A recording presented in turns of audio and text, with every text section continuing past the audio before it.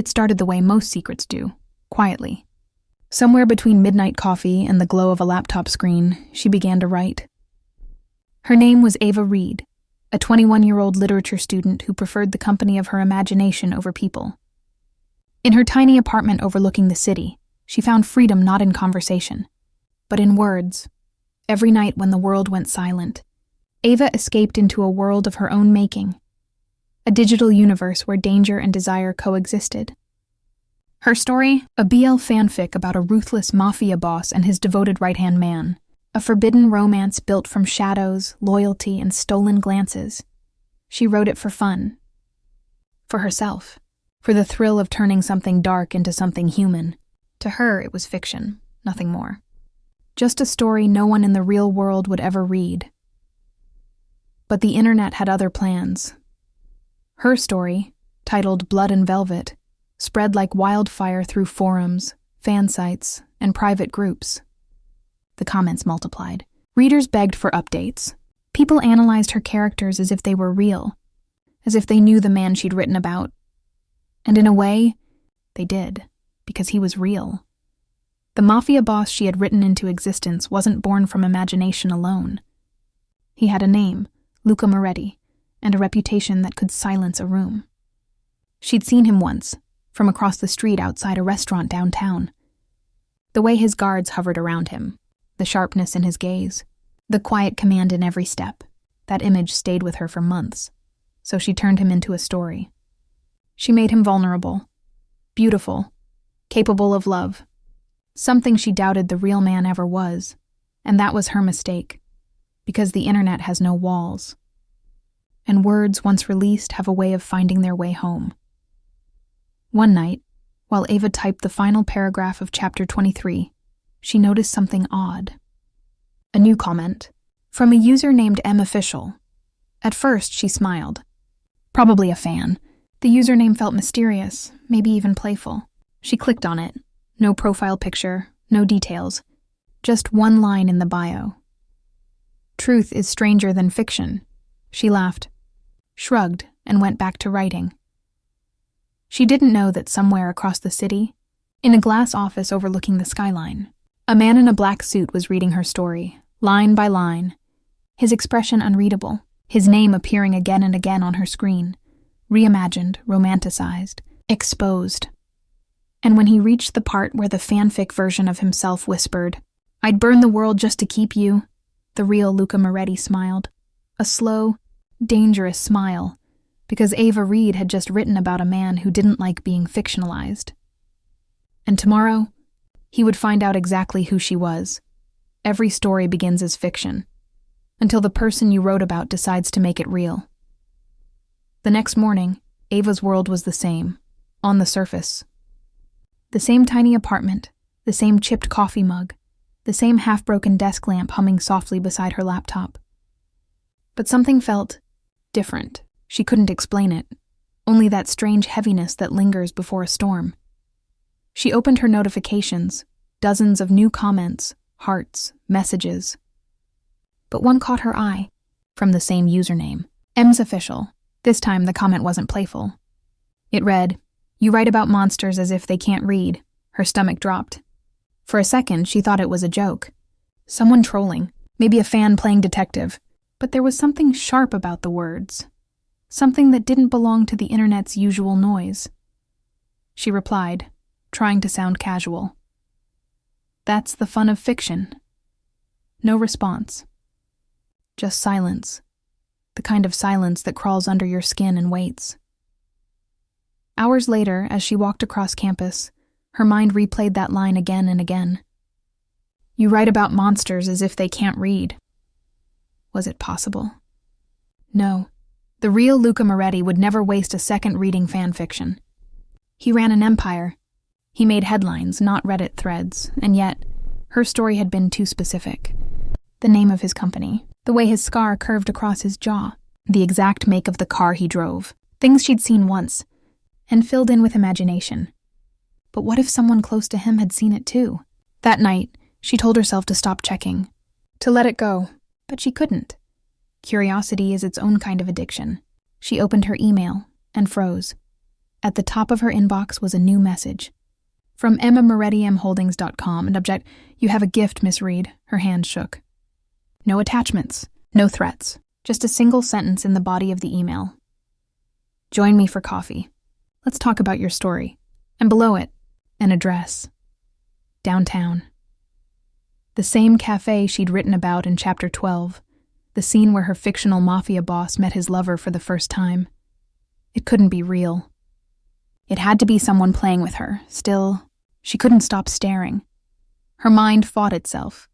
Logic versus fascination, fear versus temptation. Every instinct screamed not to go, but another voice whispered louder. What if it really is him? So she printed the email, slipped it into her notebook, and told herself she wouldn't go. She said it out loud, twice. And yet, the next morning, she found herself standing outside that very cafe, her reflection trembling in the glass door. Inside, a man in a dark suit sat alone at a corner table, stirring his espresso without looking up. The scar on his jaw caught the light. Ava Reed forgot how to breathe, because fiction had just looked back. And for the first time, the author had become part of her own story. Ava didn't remember walking through the door. One moment she was outside, heart pounding like an uninvited drumbeat. The next she was inside the cafe, breathing in the scent of roasted coffee and danger. The man looked up. Not just with curiosity, but recognition. Like someone meeting an old friend from a dream. His eyes were darker than she'd imagined. Not black. No, they were the kind of brown that looked like smoke curling through whiskey. The kind that saw too much and forgot nothing. He gestured to the chair across from him. "Miss Reed," he said, as if he'd known her name his entire life. "Please, sit." And she did. Against every logical thought, she sat. The air between them was too still. Too heavy. It wasn't how she'd imagined meeting him. If she'd ever imagined it at all. In her stories, Luca Moretti was charming, playful, a little wicked but human. The man in front of her, though, was all silence and precision. He smiled faintly, not with warmth, but with understanding. "You're braver than I expected." Her throat tightened. I didn't mean any harm." "Oh, I know," he said softly. "Writers rarely do.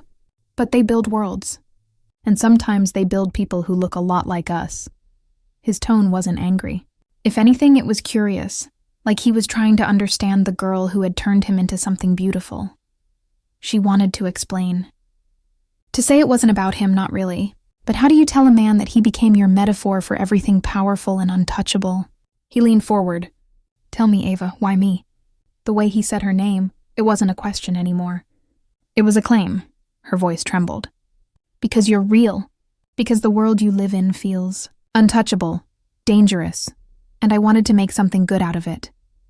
A long silence. Then, unexpectedly, he laughed. Low, genuine, like thunder beneath velvet. "You wrote about me falling in love with a man who would die for me," he said. "And yet you made me human." Her cheeks burned. "It was fiction." He tilted his head. "And yet here you are." For a moment, she couldn't tell who was studying who, the author or the subject. She realized something unsettling then. He wasn't angry. He was intrigued. He reached into his jacket and placed something on the table, a printed copy of her story. Blood and Velvet, every page marked, highlighted, annotated. He'd read every word. "I think you're talented," he said finally. "But talent needs truth. Would you like to see what the real world looks like?" Her heart stumbled. "What do you mean?" He smiled. That slow, deliberate smile that meant he already knew her answer. "Come with me. Miss Reed, let's make your story real." And just like that, the girl who wrote about danger stepped into it. Not as an observer, but as the next chapter. By the time Ava realized she'd said yes, it was already too late to take it back. Luca Moretti didn't move like other people. He didn't walk, he arrived. And wherever he went, silence followed.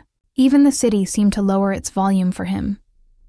She sat beside him in the back seat of a sleek black car, windows tinted darker than night. The hum of the engine filled the spaces where words should have been. Outside, the city blurred. Neon signs, rain-slicked streets, people who would never know the story unfolding above their heads. Voiceover softens. Ava had written about this world countless times. Now she was living it. When the car stopped, they stepped into a glass building that touched the clouds. Security guards nodded as Luca passed, their eyes never lingering too long. Everyone seemed to know who he was, and to fear him just enough. He didn't announce her. Didn't explain why she was there. He simply led her into an elevator, pressed the top floor, and said, "Writers see what others ignore. I want to know what you'll see here." The elevator doors opened to a panoramic office overlooking the skyline. Floor-to-ceiling windows, a desk made of dark walnut, a single orchid blooming by the glass. It was elegant, minimal, cold, like him. "This," he said, motioning to the view, "is the world you turned into fan fiction." Ava swallowed. "You read it all?" "Every word," he said. "Some of it made me laugh. Some of it made me think." Then his tone darkened. "And some of it made me wonder how you knew so much." Her breath hitched. "I didn't," I guessed. I swear it was all imagination. He studied her, silent, unreadable. Then, surprisingly, he nodded. "Good, keep that honesty. I like it." He turned away, gazing out the window. "You wrote about my assistant, Marco, didn't you?" Ava nodded carefully. "Yes, he'll be your guide," Luca said. "For a few days. You'll see how things really work here." She blinked. "Why?" "Because," he said, turning to face her, "you built a fantasy about me. I want to see if you can still write when you're standing in the truth." It wasn't a threat. It was an invitation, but somehow it felt more dangerous than either. For the next few hours, she followed Marco through corridors filled with power she could feel. Men in suits speaking in half sentences, deals happening with a single nod. It was the same world she'd written, but colder, heavier, real. By evening, Luca returned. "Tell me, Miss Reed," he asked quietly. "Still think I'm just a character?" She met his eyes, steady this time. "No, you're something worse." He smiled faintly. "Good, then keep watching." That night, Ava realized she wasn't just observing anymore. She'd crossed a line she couldn't unwrite, and the story was no longer hers to control. Ava didn't know what she expected when Luca said she could see his world. Maybe something glamorous, velvet chairs, crystal glasses, expensive laughter. Instead, what she saw was control disguised as calm. Every hallway of the Moretti building had eyes. Every door required permission. People spoke in quiet tones. Every sentence weighed before it left their lips. It was power, but not the kind her stories had captured. In her fanfic, Luca was magnetic, irresistible. In real life, he was measured, terrifyingly patient, and every inch the man no one dared to question. Marco, his assistant, guided her from one meeting to another. He was polite, efficient, and impossible to read. He didn't smile much, but when he did, it felt practiced, like it was part of the job. Ava tried to make small talk, but he always redirected it back to work. By noon, she realized she wasn't just a guest. She was being watched.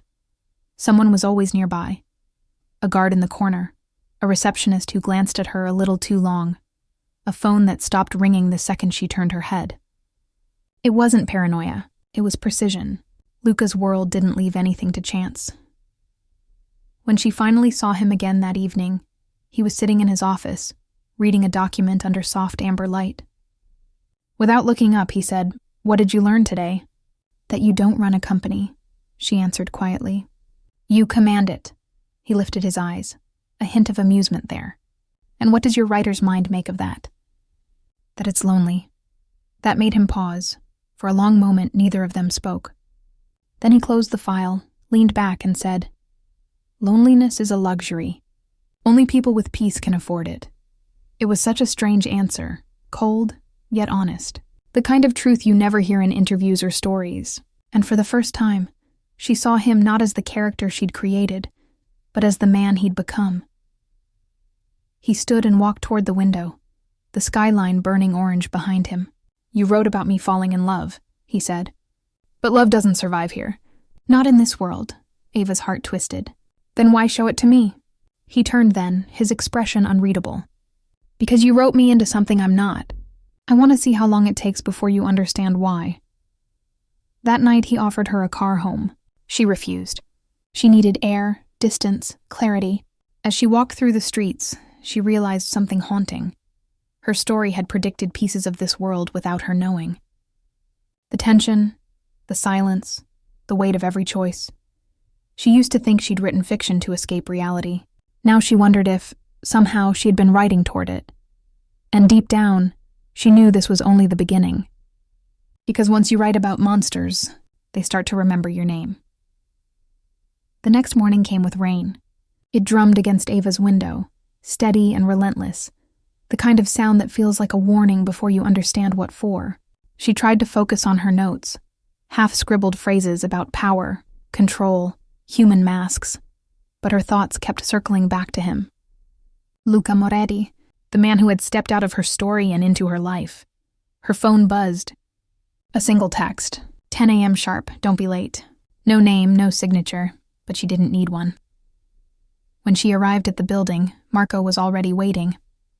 He said nothing as he handed her a tablet. On the screen were short reports, numbers, routes, coded phrases that meant nothing to her. He wants you to read, Marco said. He thinks you'll find patterns. That was what writers did. Ava scanned line after line, her mind picking up rhythm and tone more than content. There were small details, times that repeated, locations that echoed her own descriptions from the fanfic. It felt impossible, as if her imagination had drawn from something real. By noon, she felt his presence before she saw him. Luca entered the room with the same stillness that made everyone else fade. You notice things others don't, he said. You predicted something we didn't see. He took the tablet from her hands and placed it aside. That's talent. Dangerous but useful. She tried to steady her voice. You're treating me like an employee. You wrote yourself into my world, he said simply. Now you'll see what it costs to stay here. He walked her through rooms that weren't meant for strangers. Men discussed shipments, finances, loyalty. Everyone deferred to him with a mix of fear and faith. He never raised his voice, never needed to. Power radiated from his calm, not his anger. Somewhere between those corridors, Ava saw it, how every person in his orbit seemed to orbit alone. The respect, the silence, the absence of laughter. Luca wasn't just feared. He was isolated. The life she'd romanticized in her story looked hollow from the inside. When the day ended, he poured 2 glasses of wine and said, You changed the way people see me, you know. That story of yours travels further than you think. She froze. You've been tracking it? I track everything, he replied, including the woman who gave me a heart I didn't ask for. He took a slow sip. You made me human on the page. Now I'm curious which one of us believes it more, you or me. Ava didn't answer. She couldn't. The line between fascination and fear had thinned until it was almost invisible. That night, when she returned home, she deleted the draft from her laptop. But even as the words vanished, she knew deletion meant nothing. The story had already slipped loose from her control, and from him, it had found a life of its own. Outside, the rain hadn't stopped. It only fell harder, as if the city itself was reminding her. Once you write a man into existence, you can't unwrite what he becomes. Ava told herself she would stop. She told herself she'd go back to class, back to ordinary life, back to coffee stains and overdue papers. But her phone kept buzzing with messages from Marco. Meetings, notes, instructions written like invitations she couldn't refuse. And always, at the end, the same signature. From him. She returned to the Moretti building 3 days later. The security guard nodded without needing to check her name. People already knew who she was. The boss's writer. The one who'd turned him into legend. Luca was waiting in the same office, sleeves rolled, tie gone, a man who looked too relaxed for someone feared by an entire city. On the desk sat a printout of her deleted draft. He had a copy. You shouldn't have erased it, he said. It was the most honest version of me I've ever read. Ava stood frozen. You had no right. I have every right, he interrupted, calm but sharp. When someone writes my life, I get to read the ending. He leaned back, eyes studying her the way some people study art they don't fully understand. You gave me emotions I don't possess, desire, doubt, the luxury of hesitation. Now I wonder, did you write what you saw or what you wanted? She wanted to argue, to walk out, to tell him she wasn't part of this game. But the truth was more complicated. The way he said her name, the way his voice softened when he quoted her own lines back to her, it disarmed her.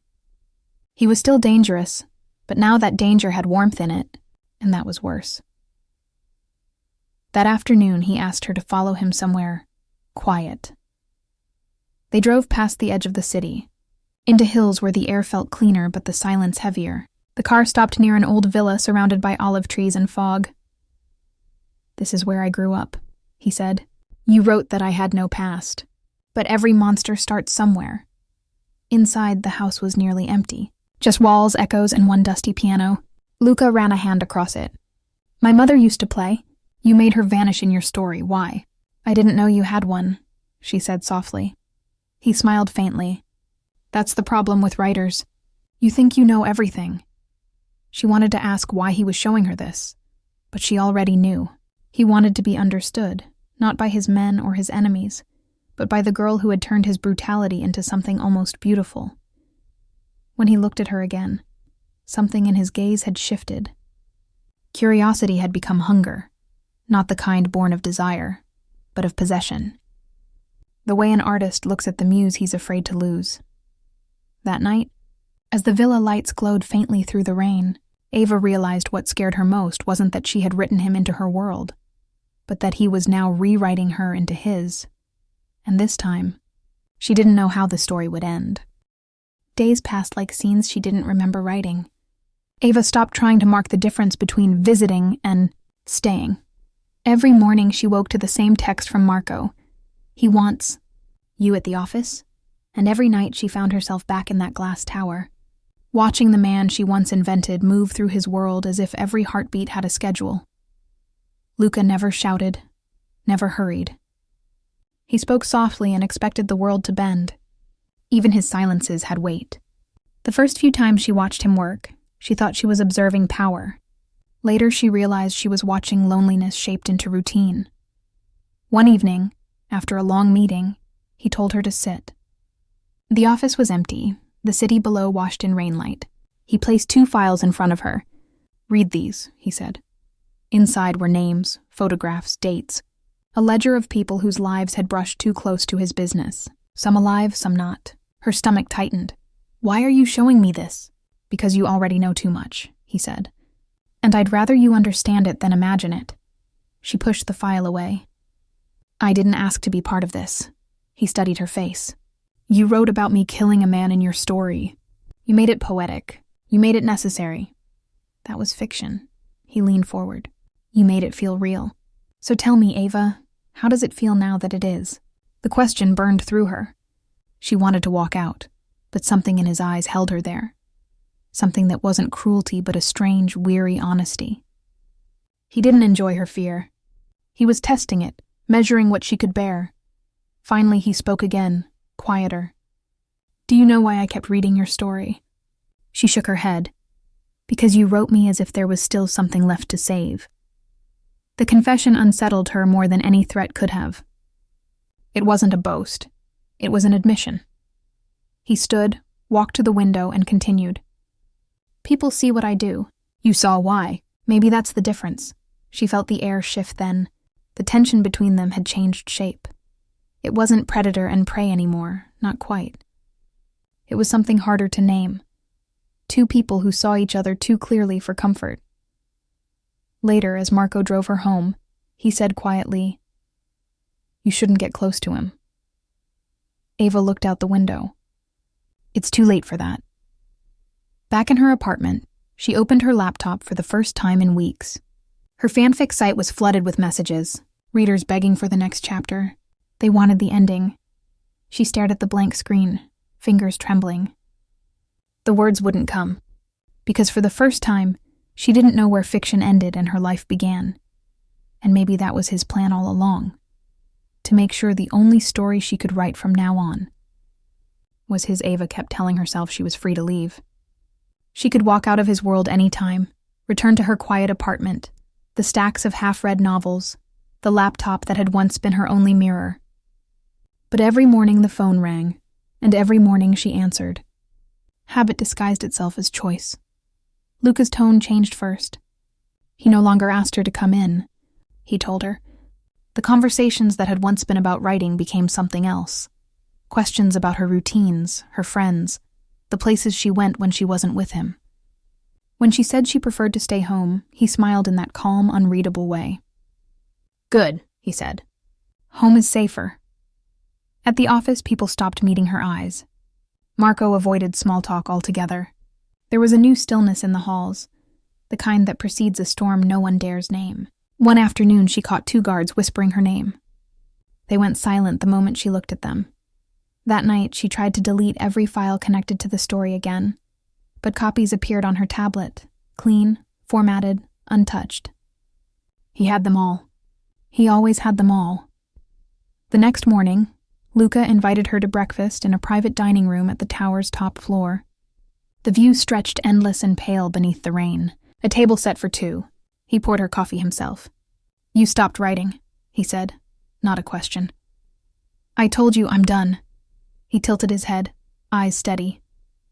You're not done. You just don't know how to end it without me. She felt heat crawl up her neck. You can't control what I write. He smiled, slow and deliberate. You're sitting in the ending right now. He reached across the table and handed her a small black notebook. Inside, the first page was already filled, in her own handwriting. Except she hadn't written it. The words were copied from her deleted draft. Every sentence about him, every line she'd erased, transcribed by someone else. I wanted to preserve your truth, he said. You don't get to destroy it. She pushed the notebook away, heart pounding. You don't get to decide what's mine. His voice softened, almost kind. Ava, you built me. You gave me a soul and then tried to take it back. Don't you see? You belong to the world you created. For a moment, she thought he would let her go. Instead, he touched her wrist. Lightly, but enough to make her freeze. Stay until the story finishes, he murmured. Then you can leave, if you still want to. That night, she dreamed of words bleeding through paper, each page whispering her name. When she woke, her phone was glowing beside her bed. A new message waited. Chapter 24. The author who tried to run. She didn't open it. She didn't need to. She already knew who had written it, and for the first time, she understood that the story she'd begun for herself now belonged entirely to him. Ava stopped sleeping through the night. Every time she closed her eyes, words began writing themselves behind her eyelids. Sentences she didn't remember typing, scenes she didn't remember creating. Luca's voice echoed through them all, low, patient, inevitable. By day, she went through the motions, coffee, taxi, tower, office, but inside her head, a rebellion was forming. She'd realized something dangerous. If he believed the story defined reality, maybe she could change the story first. So she began to write again. Secretly, quietly. On a cheap second-hand laptop she bought in cash, one he didn't know existed. She wrote in cafes, in bathrooms, in brief snatches of solitude. The new story looked the same on the surface, same characters, same world, but the plot was different. This time the boss didn't control the author. The author learned to control him. She called the draft version 2. But she couldn't hide forever. The Mafia tower had eyes. Marco saw her once at a cafe, typing fast, her fingers trembling. He didn't say a word then, but the next morning, Luca was waiting in her apartment building's lobby, hands in his pockets, expression unreadable. He followed her up the stairs without asking. You've been avoiding me, he said. I've been writing. Without telling me? She met his gaze. I don't owe you everything I write. He studied her for a long moment, as if trying to decide whether to be angry or impressed. Then he smiled, that small, deliberate smile that always made her stomach twist. That's good, he said softly. You're learning to lie like one of us. He left without touching her, but on the way out, he glanced at her desk. A strand of unease coiled in her chest. When she returned to her apartment later that night, Version 2 was gone. The laptop still sat open, but the document was blank. Every word deleted, the file name changed to one she hadn't made. The author's confession. She felt the blood drain from her face. The words she'd written to free herself had become another weapon in his hands. Hours later, her phone rang. His voice came through the line, calm as always. "You can't rewrite what's already true, Ava. The story doesn't belong to you anymore. It belongs to both of us." She tried to keep her voice steady. "Then maybe I'll just stop writing." He laughed once, softly. "You won't. Writers never stop. They just run out of places to hide." The line went dead. That night, she opened a blank notebook and began again. She didn't write about Luca. She wrote about a woman who escaped. About a world that burned behind her. About a man who thought he could control a story, but didn't see the ending coming. Every word was a risk. Every page a secret. But it was hers. For now. And as dawn spilled into the room, Ava whispered to herself, "If he wants to finish my story, he'll have to catch me first." Ava had always believed that words could protect her. But by now, she'd learned, they could also betray her. Her story, version 2, was meant to be a weapon. Each line she wrote was a piece of coded defiance, disguised as fiction. But somehow, Luca was always one step ahead. Every time she thought she'd written something in secret, he already knew. It started with small things. One morning she wrote a scene where the heroine met a stranger at a bookstore, a man who promised her a way out. 2 days later, when Ava stopped by a real bookstore to clear her head, that same man was there. Same smile, same words. "I've been expecting you." Her blood ran cold. She didn't wait to find out who he was working for. She ran until her lungs burned. When she got home, her apartment door was already unlocked. Inside, everything looked untouched, except for her desk. Her notebook was open. A single line written in his handwriting waited there. "Your story tells me everything, Ava." That night, she didn't write at all. She sat in silence, heart pounding, realizing what she'd done. Her rebellion had become a roadmap straight into her thoughts. Every scene she wrote was a confession, every metaphor a breadcrumb leading him closer. Still, she couldn't stop. Writing was her only way of breathing, so she changed her tactics. She began to write in reverse, pages filled with false clues, twisted reflections, fake symbols of freedom. She wrote about leaving the city when she had no intention to, about trusting people she'd never met, about hiding in places she'd never go. But Luca wasn't a man easily fooled. The next morning, he appeared at her door again, holding her latest chapter printed out, annotated, circled in red.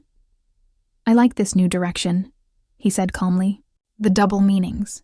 The misdirection. You think you're clever?" He stepped closer. "But every lie you write still starts with a truth you're trying to hide." His voice dropped lower, almost a whisper. "Tell me, Ava, where are you really going?" She tried to hold his stare. "Nowhere." Wrong answer. He reached into his coat and pulled out a small flash drive. "This tease," he said, "is your next chapter. You'll post it tonight." She took it with trembling fingers. "What's on it?" "Reality," he said. "Our version." When he left, she stared at the flash drive, pulse thudding in her ears. She could obey and let him rewrite her story again.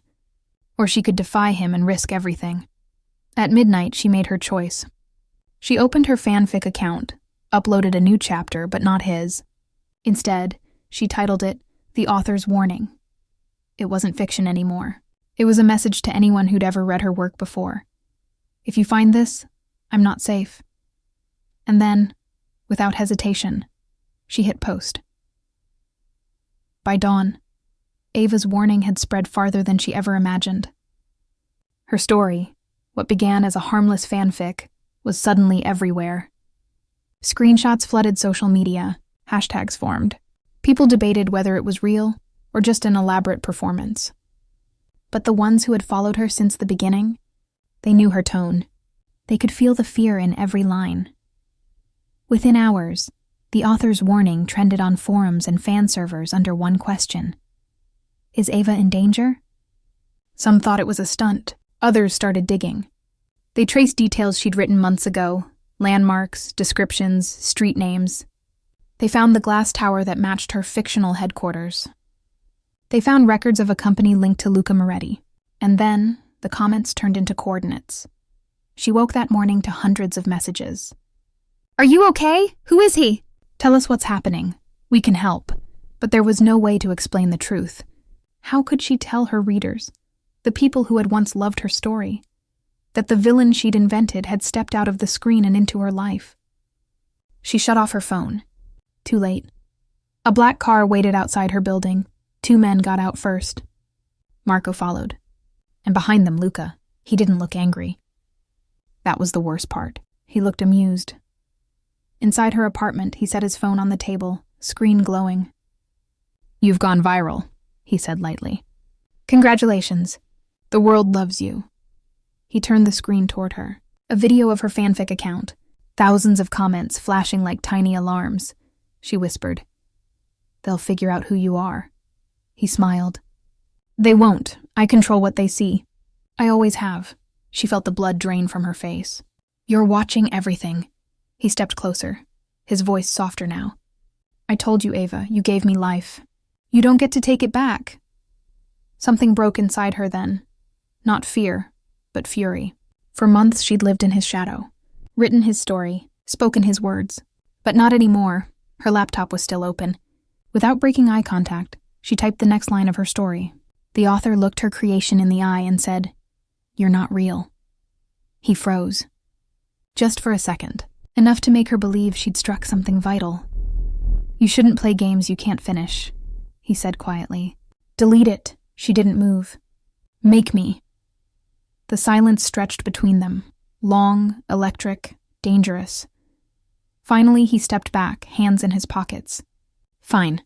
Let's finish it your way." Then he turned and left, leaving the door wide open behind him. Ava sank to the floor, shaking but alive. Outside, she could hear the distant hum of traffic. The world was still moving. And maybe, just maybe, her story was too. Her readers thought it was fiction. Her enemies thought it was a warning. But to her, it was both. And she had just written the first line of her escape. The world thought it was a story. That was her advantage. By the time Luca realized what she'd done, her words had already become her camouflage. Thousands of readers were speculating, rewriting, reposting. Fan theories flooded the internet, drowning the truth in noise. Every edit she made, every update, was a breadcrumb only she could read. Hidden between lines of dialogue and scene descriptions were coordinates, bus routes, meeting points. She'd built a maze out of her own fiction, and inside it, she disappeared. On the morning she ran, the sky was still dark. She packed one bag, laptop, passport, a handful of cash, and left the rest behind. No phone, no trace.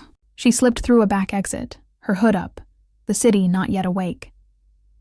By the time Luca's men reached her building, she was already gone, but she didn't run without help. Her readers, unaware of how close to the truth they'd come, had started decoding her posts.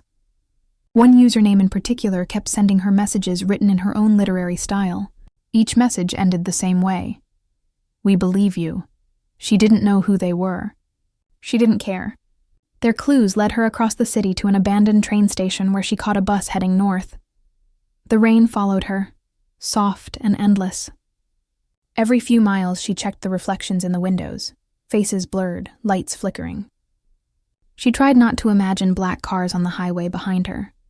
That night, she stopped in a small coastal town that smelled of salt and smoke. She rented a room under a false name, locked the door twice, and opened her laptop. The screen blinked. Notifications poured in. Her latest chapter had gone viral again. The author vanishes. Except she hadn't written it. Her pulse spiked. She opened the file. It was written in her exact voice, her tone, her phrasing. Only one thing was off. The final line. "The boss always finds what belongs to him." Her chest tightened. He was writing now. Using her style, her world, her readers, he had turned the fanfic site, the only safe place she had left, into a weapon. She slammed the laptop shut, heart pounding. She was no longer just hiding from Luca. She was hiding from her own story. Outside, the sea wind howled against the window. Somewhere far below, She could hear the low growl of an engine, steady, patient, waiting, she whispered to herself. You can't follow words if there are none left. So she did the one thing she never thought she could do. She deleted her account. Every chapter, every comment, every trace of her name. The world went silent. For the first time in months, there was no story left. No voice, no her. But as she stared out into the night, a thought struck her cold. What if he didn't need her account to find her anymore? What if he had already written the next chapter, and she was living in it? For 3 weeks, Ava lived like a ghost. No phone, no internet, no name. Each day she moved between towns, never sleeping in the same place twice, never speaking long enough for anyone to remember her face. She told herself she was free, that deleting everything had severed the connection between them. That silence meant safety, but silence also meant isolation, and isolation had a way of echoing. One afternoon, in a dusty seaside cafe, she heard it, her own words. Not exactly hers, but close enough to make her blood freeze. A young woman was reading aloud from a glossy new paperback. Ava turned, and the title hit her like a blow. The Author's Confession, by Luca Moretti. Her throat tightened. She took the book from the table, fingers trembling.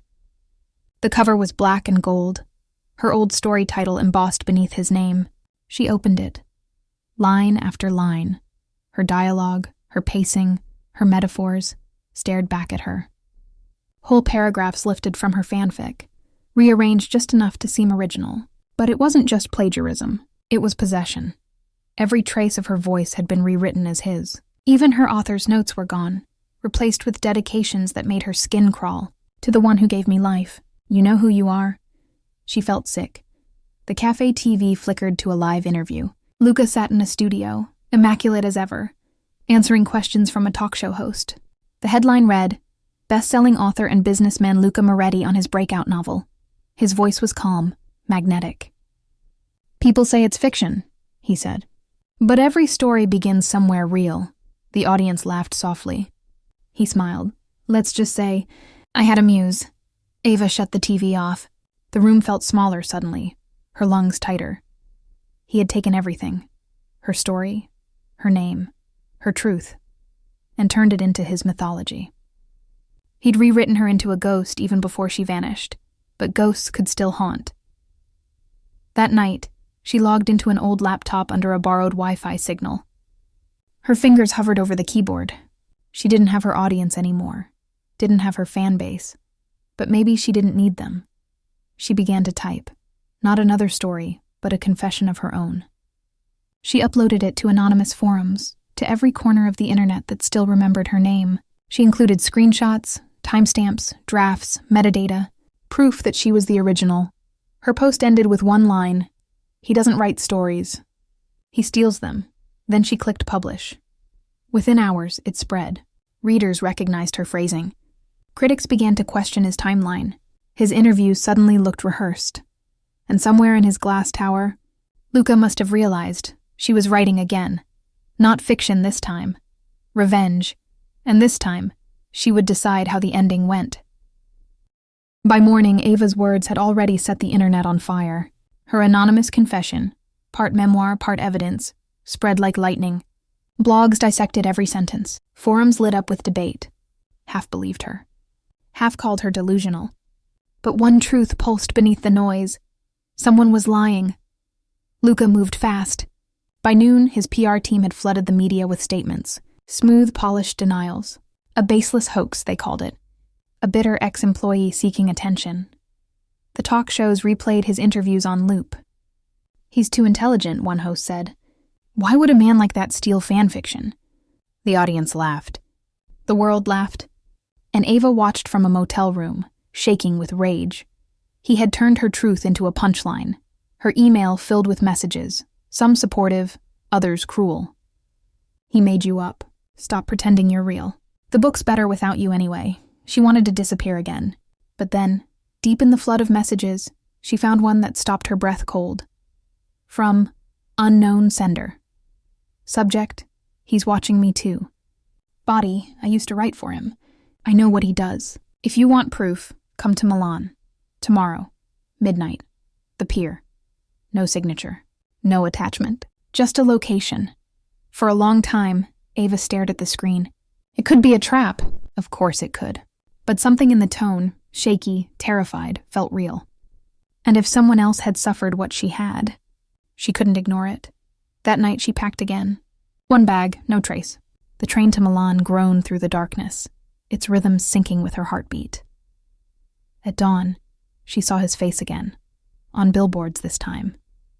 Luca Moretti, for one New York Times bestseller. The sight of it twisted her stomach. He wasn't just erasing her anymore. He was ascending on her ashes. In the city, everything felt like surveillance, cameras, reflections, mirrors. Every step forward felt like stepping deeper into his story. By midnight, she reached the pier. Fog clung to the water. A single figure waited under the lamplight. A woman, small and tense, holding a folder. "You came," the woman said softly. "I wasn't sure you would. Who are you?" Ava whispered. "I was his ghostwriter, until I stopped being useful." She handed Ava the folder. Inside were drafts, identical paragraphs typed years before his book's release. The same phrasing, same structure, same lies. Proof. Ava's hands trembled. "Why give this to me?" "Because he ruined me too," the woman said. "And because he'll come for you now." The woman turned and vanished into the fog before Ava could speak again. Ava clutched the folder tight. For the first time, she wasn't powerless. She had evidence. She had truth. But she also knew Luca wouldn't let her live long enough to use it. She looked out at the black water and whispered, "Then we finish this in public." The story wasn't over. It was about to go live. Ava didn't sleep that night. The folder sat open on the motel bed, pages and drafts scattered like pieces of a detonated past. Every file bore Luca's signature. Every date, every phrase, every stolen word was proof. Proof of his theft, proof of his obsession, proof that her nightmare had never been fiction. By morning, she had a plan. She wouldn't hide this time. She would burn him down, in front of the same world he had convinced to adore him. At sunrise, she slipped into an internet cafe and logged into a new anonymous account. She uploaded everything: screenshots, metadata, side-by-side comparisons. The ghostwriter's files. Her final post began, "He made me disappear once. Let's see if he can erase me twice." Within minutes, it spread. Journalists picked it up. Influencers dissected it. And by afternoon, the tag, "Who's the real author?" was everywhere. That was when the phone rang. Not her phone, one of the cafe's public ones, ringing insistently behind the counter. The clerk frowned, answered, then looked at her. "It's for you," he said quietly. Ava froze. Only one person would know where she was. She took the receiver. Luca's voice flowed through the line, calm, cold, and somehow intimate. "You just declared war, Ava." She said nothing. "You think this ends with truth? It ends with who survives the fallout. You're not built for this world." Her throat tightened. "Neither are you, Luca. You were written, not born." He laughed once, a sound that wasn't joy but disbelief. "You still don't understand. The moment you wrote me, I became real. And now, I'm the only one who gets to write the ending." The line clicked dead. An hour later, the cafe's power cut out. Lights died. Screens went black. Outside, 2 black cars pulled to the curb. Ava grabbed her bag and ran. Through alleys, across cobblestones slick with rain. Footsteps echoed behind her. Shouts, tires screeching.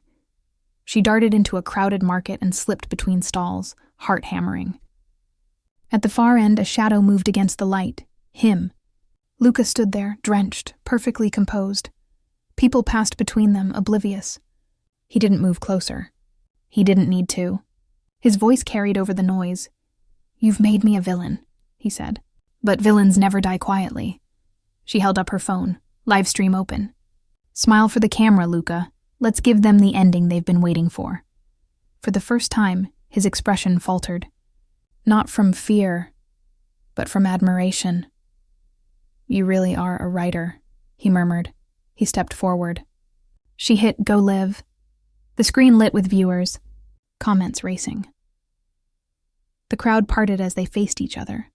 Author and character, creation and creator, trapped in a story that neither could escape anymore. And for the first time since this began, Ava wasn't afraid. Because now the whole world was watching. The rain came harder now, turning the market into a blur of umbrellas, reflections, and whispers. Ava stood in the center, soaked to the bone, the phone in her shaking hand streaming live to tens of thousands of people. Luca stood a few yards away, still immaculate despite the storm. Dark suit, darker eyes, the faintest smile. "You think the truth saves you?" he said, voice low but sharp enough to cut through the noise. "It already has," she said. "They're watching you. Every word, every lie. You can't hide behind charm anymore." He took a slow step forward. "They'll believe whatever I tell them. They always do." "No," she whispered. "Not this time." She turned the phone so the viewers could see him. Comments exploded across the screen. "Is that really him? What's happening? This is real. Oh my God." For the first time, he looked uncertain. "Just a flicker, but enough. You want it to be real?" she said. "Here's your chance. Tell them who you really are." He met her gaze. "I'm the man you made. You wanted power, mystery, danger, so I gave it to you. You wrote me into existence. You fell in love with the darkness, Ava. Don't pretend you didn't." The words hit like a slap. She felt her throat tighten. He was twisting her truth again, reshaping it, making her complicit in his myth. But this time, she didn't run from it. "You're right," she said.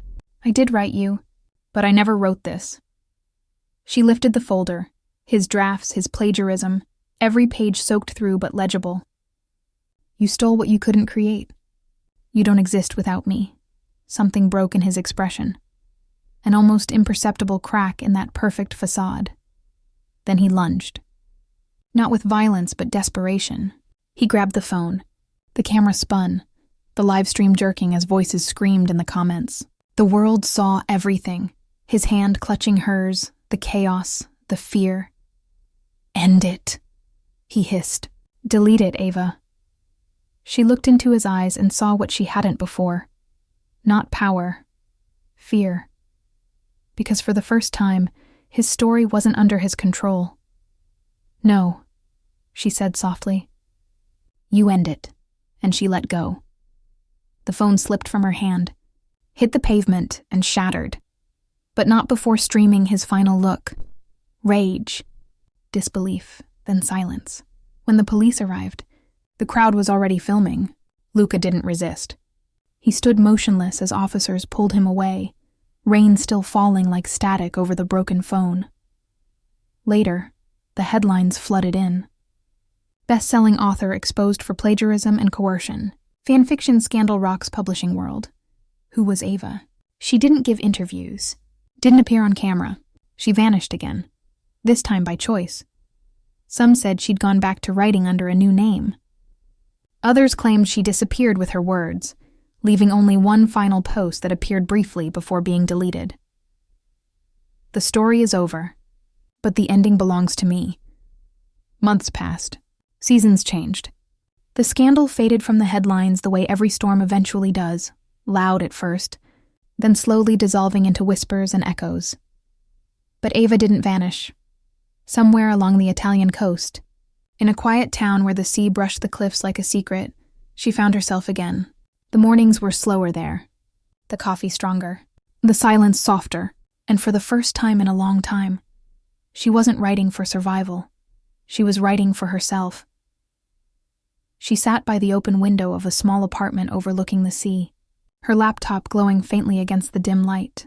No followers, no algorithms, no one waiting to steal her voice, just her, and the story that had started everything. She opened the document titled Mafia Boss and His Assistant, unfinished. Her cursor blinked like a heartbeat. She read the old lines, the ones that once terrified her because they mirrored the man who had haunted her.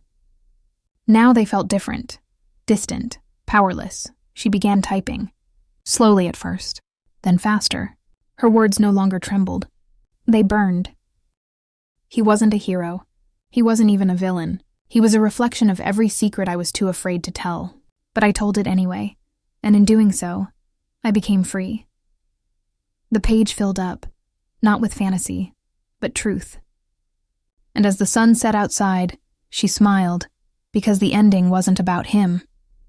It was about her, the girl who wrote her pain into power, who turned fear into fire, who learned that the only story worth telling is the one that belongs to you. She hit save. Then, for the first time in years, she hit publish. Not to go viral. Not to prove a point, but because she knew, somewhere out there, someone needed to read it. The screen faded to black. Her final author note appeared, just a few simple lines. If you've ever felt small, write anyway. If you've ever been silenced, speak anyway. Because stories don't belong to the ones who steal them. They belong to the ones brave enough to tell them. Then a soft smile crept across her lips as she whispered to the empty room. Let's see who finds this one. Fade out. Soft piano music rises. The faint sound of typing continues in the background, steady, alive. Then the last words appear on screen. If this story found you, it means you were meant to hear it. Tell me in the comments if you want part 2.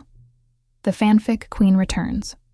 Subscribe to see what Ava writes next, because some stories never really end. They just begin again.